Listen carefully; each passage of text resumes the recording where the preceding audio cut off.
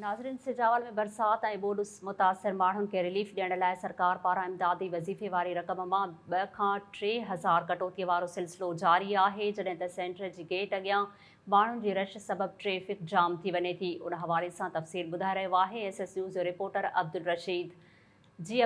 तफ़सीलनि खां आगाह कजो।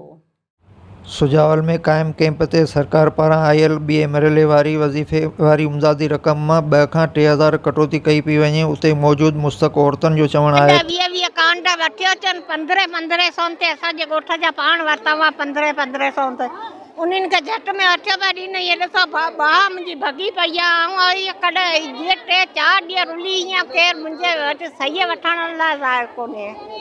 ये मायुनि सां ज़ुल्म लॻो पिया, जंहिंजा पैसा आया आहिनि उन्हनि खे चवनि पिया त न अचो अव्हांजा पैसा पोइ मिलंदा जे ॾियनि था त 5-5 हज़ार रुपया कटियनि। इहो कहिड़ो ज़ुल्म आहे?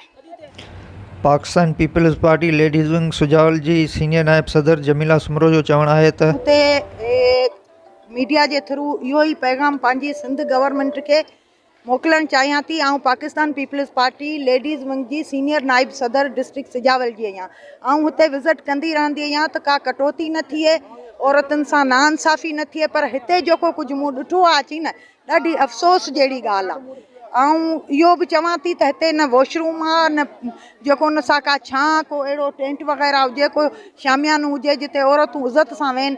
मूं हिन सेंटर ते औरतुनि जी तज़लील ॾिठी आहे। मूंखे ॾाढो ॾुख थियो आहे, ॾाढो अफ़सोस थियो आहे त हिते असांजी सिंधी औरत खे ॾाढी हुनजी तज़लील कई थी वञे। ऐं जेको सो हे वेचारियूं लाइनुनि में हिक ॿिए खे धिका कले ते जी डिस्ट्रिक्ट सिजावल जी इंतिज़ामिया खे रिक्वेस्ट करियां थी DC सिजावल खे त महिरबानी करे हिते जेके बेक़ाइदगियूं आहिनि उहे ख़तमु करायूं वञनि। हिते कानून जेकॾहिं आहे को कानून, जेकॾहिं डिस्ट्रिक्ट सिजावल में को कानून आहे त उनखे हिते नाफ़िज़ कयो वञे, कटौती ख़तमु कई वञे, औरतुनि खे इज़त सां पैसा ॾिना वञे। लॻायल कैंप जे गेट जे ॿाहिरां माण्हुनि जे हुजूम जे करे ट्रैफ़िक जाम हुअण करे माण्हू परेशानी खे मुंहुं ॾियण लॻा। अब्दुल रशीद ख़ासि SS न्यूज़ सुजावल।